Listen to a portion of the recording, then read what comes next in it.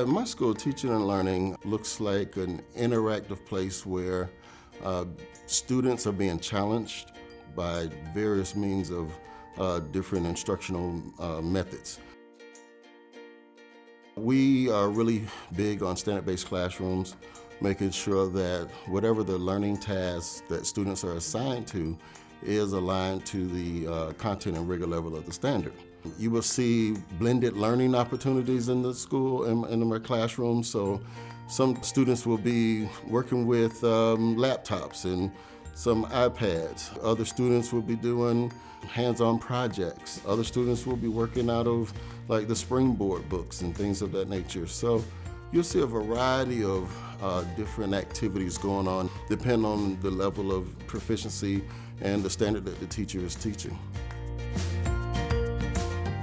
We have many veteran teachers who had first not even standards to teach to, and then the state provided them with standards, and then our district adopted a reading and writing curriculum as well as a math curriculum within just a couple years of one another.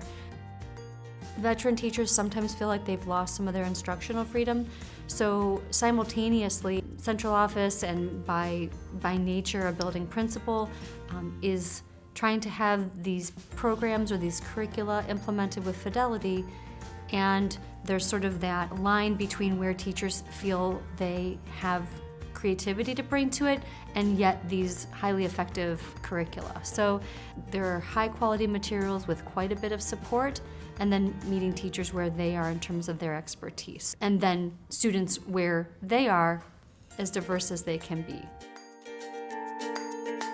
Ownership and reflective are probably the two words that come to mind with our practice.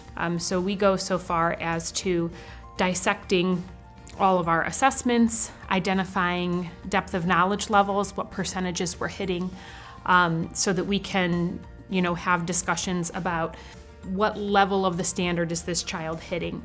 And the teachers really do a great job as far as providing feedback to one another, providing feedback to me, but it is just a persistent focus on research-based strategies.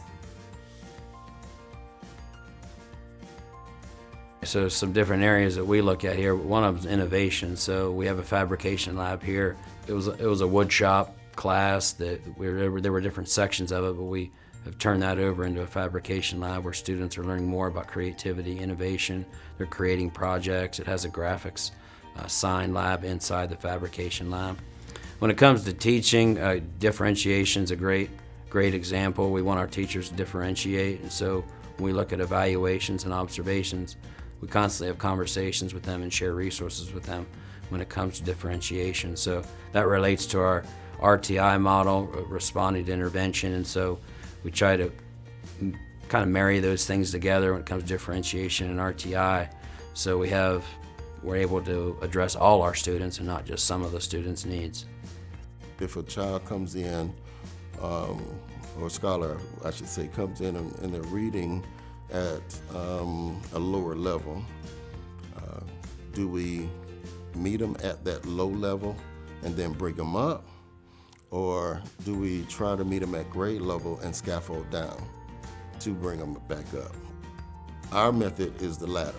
We give them grade level work, and where they start to falter or where they start to struggle, that's where we provide that instructional support to say, this is why you're struggling.